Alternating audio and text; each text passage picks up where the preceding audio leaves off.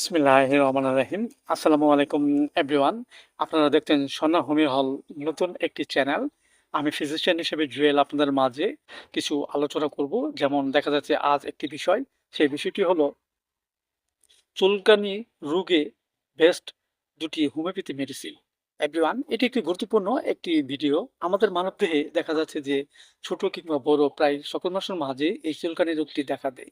এই রোগটি হওয়ার বিভিন্ন কারণ হয়ে থাকে। এর মাঝে কিছু নির্দিষ্ট কারণ হলো আমাদের শরীর থেকে যে ঘাম ঝরে, সেই ঘাম আমাদের বিভিন্ন অঙ্গ প্রত্যঙ্গে গিয়ে জমা হয়। জমা হওয়ার ফলে এখানে এক ধরনের ফাঙ্গাস তৈরি হয়। এই ফাঙ্গাসের মাধ্যমে আমাদের শরীরে চুলকানি রোগটি সৃষ্টি হতে পারে। আবার দেখা যাচ্ছে যে আমরা বিভিন্ন ধরনের পোশাক পরি প্রতিনিয়ত, সেই পোশাক যদি আমরা নিয়মিত পরিষ্কার পরিচ্ছন্নতা না রাখি, সেই পোশাকে এক ধরনের ছত্রাক তৈরি হয়।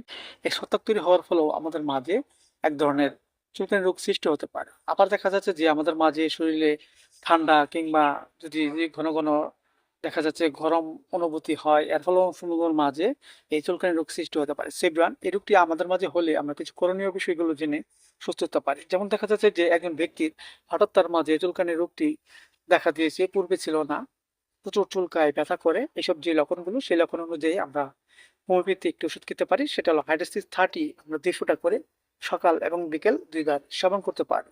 আবার দেখা যাচ্ছে যে একজন ব্যক্তির শরীরে কিছু ছোট ছোট ব্রণ হয়েছে, ব্রণটি কাটার নেই, জলে এবং ব্যথা করে, সহজে সরতে চায় না, এসব লক্ষণে আমরা একটি প্রশংসনীয় ওষুধ খেতে পারি। সেটা হলো আটিকা ইমেস মাদার, আমরা 10 ফোঁটা করে সকাল এবং বিকেল 2 বার সেবন করতে পারি। যার ফলে আমাদের মাঝে চুলকানির যে রোগ, সেটা আস্তে আস্তে কমে যাবে এবং ওষুধ চলাকালীন অবস্থায় আমরা কিছু নিয়ম মেনে চলবো। যেগুলো খাবার, যেমন বেগুন, পুঁটি মাছ, চিংড়ি মাছ খেলে চুলকানি হয়, এগুলো খাবার আমরা পরিহার করব। এবং আমাদের শরীর থেকে যে ঘাম বিভিন্ন অঙ্গ প্রত্যঙ্গে গিয়ে জমা হয়, সেখানে যে ফাঙ্গাস তৈরি হয়, ফাঙ্গাসের মাধ্যমে যেন আমাদের চুলকানি রোগ সৃষ্টি না হয়, সেদিকে আমরা অবশ্যই খেয়াল রাখবো।